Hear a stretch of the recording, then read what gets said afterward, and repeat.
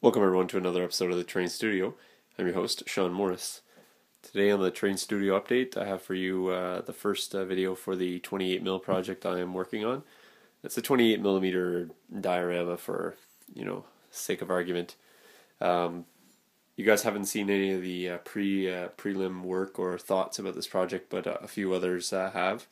So just to bring you up to speed, this is a project that I'm doing as a present, and I've been working with Jamie and Jared on this project, and together we're kind of doing all the components, and then I'm bringing it together in the studio here, and then shipping it off hopefully just after Christmas. So just to let you know what's going on with the project itself, it's a 28mm project, so it's a bolt action sized project, so using figures and things from that sort of range. The idea for this is this is going to be where a building's going to sit right here. This is going to have, I was going to do a cobble, but I think I'm going to do a dirt road sort of leading up to this bridge. The bridge goes across here. There's going to be a section missing there, and on the other side, oops, I got that upside down. On the other side here, it's going to sort of connect that. Obviously there's another topper to that, and I'm going to do a water feature down the center here.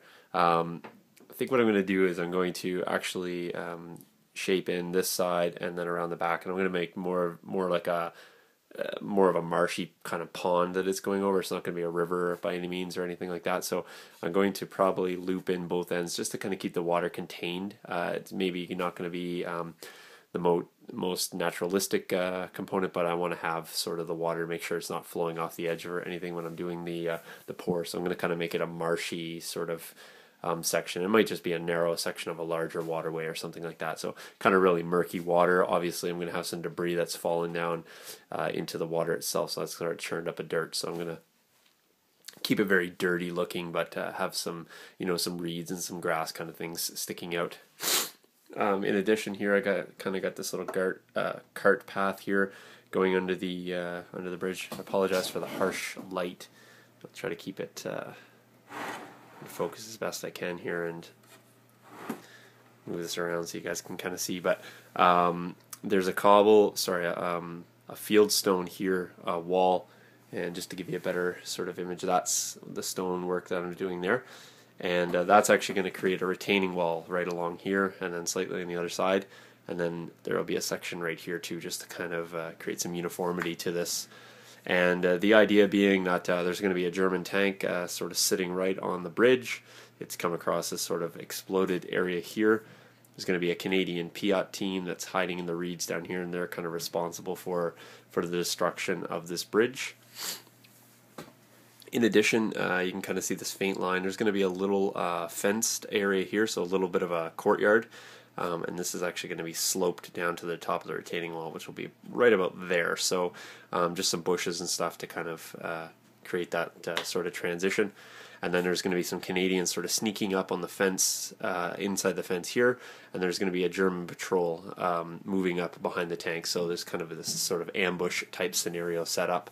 The road there, you can see there's a little bit of a gap coming off there. I just had to shim up one side of this bridge because the resin cast wasn't perfect. So I'm creating a lip there on purpose because I'm going to bring the road right up level to that. So it's going to have some depth to the road, very similar to the roads I did on the winter table.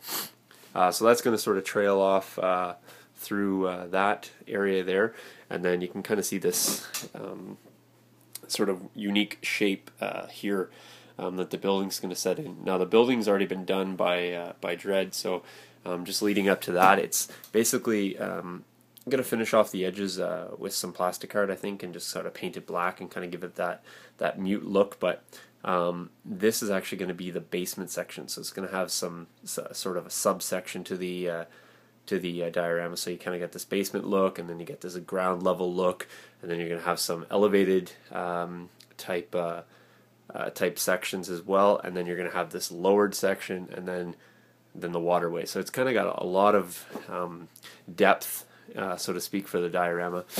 And the building, if you haven't seen Dred's videos right here, it's an amazingly built building. as I said, it's multiple story, and I'll do a lot more detailed shots. And then this black area down here is actually the basement layer. So up to this point, it's taken a lot of math just to kind of figure this out. But what happens is the building itself sort of plugs in right there, like that. And then here we have this is just going to be left for a signature plate, so that's just going to be, we're going to sign the piece of work. But here's the basement level right there, and then you have your 3 stories, and then at ground level you can see the building is, you know, right where it needs to be, kind of thing. And then if I just rotate this around, the bridge is incredibly heavy, so it really creates a lot of weight on the tile. So I apologize for the noise, but bring that around. So there you can see, and the plastic card is not quite attached yet, so that will be likely, there we go, just sunk down in. And I might have to do a little trimming here and there, but obviously the grass level is going to come up and cover most of that anyway. So that's just tentatively laid in there now, but you can kind of see there's the building and then there's the bridge. So it's a diorama to be viewed from all angles. So it's really been a challenge to make sure that I have enough going on from all perspectives. And hopefully so far it's looking fairly good, and you guys can kind of get the idea. So being my first project, so it may not be perfect, but I'll give it a good go and see if I can bring all these guys' amazing work together. So thanks for watching, guys, and stay tuned to the videos, and comments below will really help sort of drive this project, and hopefully be done in the next 10 days or so. So it's going to be a whirlwind, but stay tuned for the videos, and hopefully you guys enjoy watching the channel. Thanks for watching. Cheers.